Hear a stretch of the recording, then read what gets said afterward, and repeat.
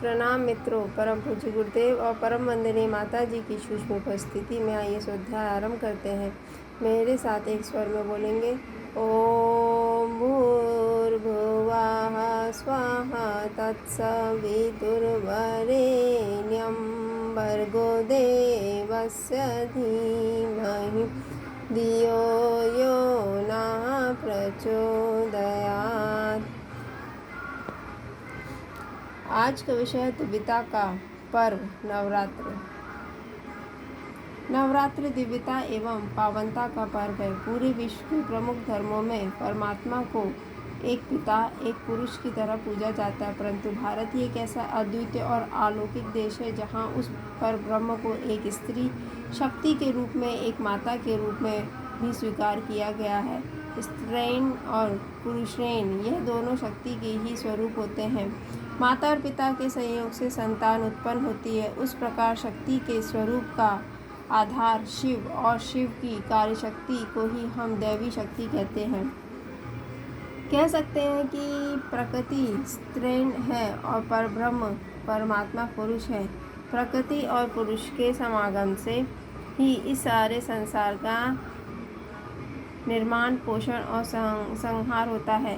नवरात्र के इस 9 दिवसों में आध्यात्मिक प्रवृत्ति के समस्त श्रद्धालु दुर्गा के 9 स्वरूपों का पूजन करते हैं।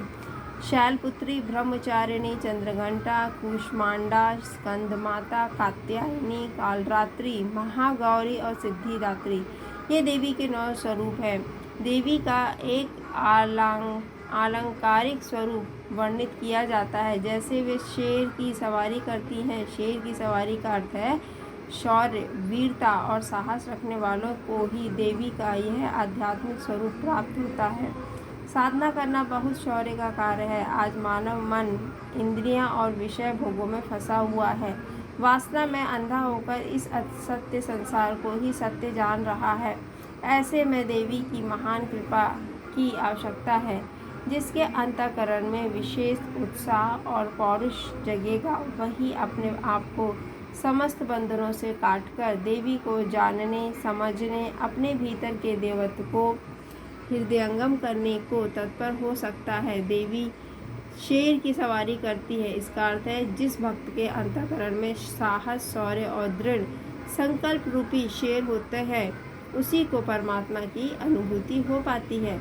देवी का प्रथम स्वरूप शैलपुत्री दुर्गा का कहा गया है। इसमें भी साधक के लिए एक बड़ा गहरा संदेश है। वह यह कि पर्वत का आधार स्थिर हो, सत्य का बोध करने वाला हो, जो कभी नहीं बदलता, वही सत्य है, वही देवी है।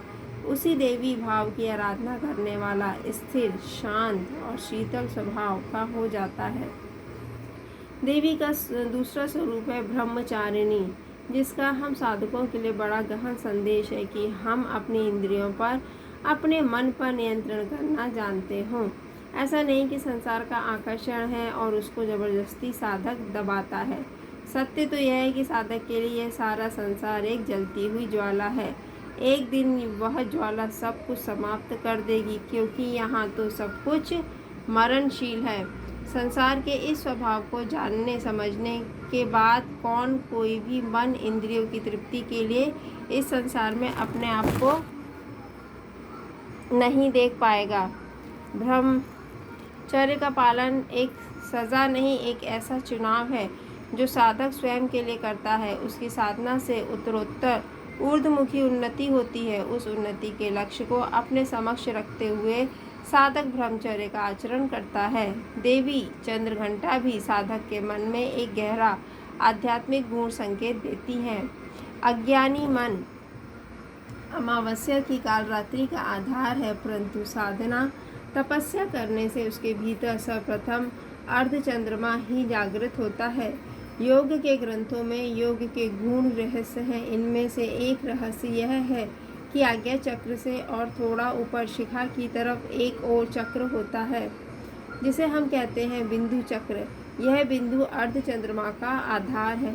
इसका अर्थ यह होता है कि जो साधक अपनी धारणा शक्ति के द्वारा मंत्र, यंत्र और तंत्र का अभ्यास करता है, उसका बिंदु चक्र जागृत होता है। इस बिंदु चक्र से अमृत का पान कर वह अत्यंत ही आनंद, स्थिरता और शांति की अनुभूति को प्राप्त करता है। देवी के इन 9 स्वरूपों का सीधा संबंध हमारे अंतःकरण और हमारी आज की उस स्थिति से है जहाँ आज अंधकार है। अभी वासनाओं के असुरों के दल जो हमारे मन के भीतर है, मन को ही घायल कर रहे हैं। हमारे मन की देवी शक्तियाँ सुप्त हैं। इन असुरों के तांडव नृत्य को समाप्त करने हेतु हमें देवी शक्तियों को जागृत करना होगा और इन देवी शक्तियों को जागृत करने के लिए देवी की उपासना सर्वोपरि कही गई है। हमें अपने जीवन में साहस ही नहीं बल्कि शांति, कूटस्थता, स्थिरता और गंभीरता की ज़रूरत है। कोई भी व्यक्ति जिसके जीवन में आत्मसंयम, नियम और अनुशासन नहीं है, वह किसी भी प्रकार की उन्नति नहीं कर सकता। अंधकार में भटक रहे मन के लिए विश्रांति प्रदान करने वाले जप तप की सभी को आवश्यकता होती है। इसीलिए दुर्गा के इस 9 स्वरूपों की आराधना इन 9 दिनों में जो साधक करेंगे वे अपने जीवन में देवी की परम कृपा को प्राप्त होंगे। इस परम शांति के साथ अपने मन को जोड़ने का अवसर नवरात्र है। देवी प्रतीक है शक्ति का, सौंदर्य का। देवी प्रतीक है विद्या का, समाधि का। देवी प्रतीक है व्रत का, अनुशासन का। देवी प्रतीक है अध्यात्म की सर्वोत्कर्ष उपलब्धियों का। देवी प्रतीक है सिद्धियों का। कोई भी मानव अपने जीवन में शक्ति, विद्या, धन, गुण, अनुशासन, संयम, ज्ञान, चिंतन, शास्त्र चिंतन, आत्मचिंतन के बिना प्रगति नहीं कर सकता। इसीलिए देवी की आराधना का उद्देश्य मानव के अंदर छिपी हुई उन रहस्यमयी दिव्य शक्तियों को जागृत करना है। नवरात्र के इन 9 दिनों में जो व्यक्ति श्रद्धा भावना से परिपूर्ण होकर नियम से जप, शौच, अहिंसा, स्वाध्याय, चिंतन का अभ्यास करता है, वह उन्नति प्रगति करता है। उसकी अपनी गुणतम दिव्य शक्तियाँ जागृत होती हैं। फिर इस देवत्व को प्राप्त कर वह अपने जीवन को एक नई दिशा, एक नई उमंग, एक नई तरंग प्रदान कर सकता है। देवी हमसे बाहर नहीं है, देवी हमारे भीतर है।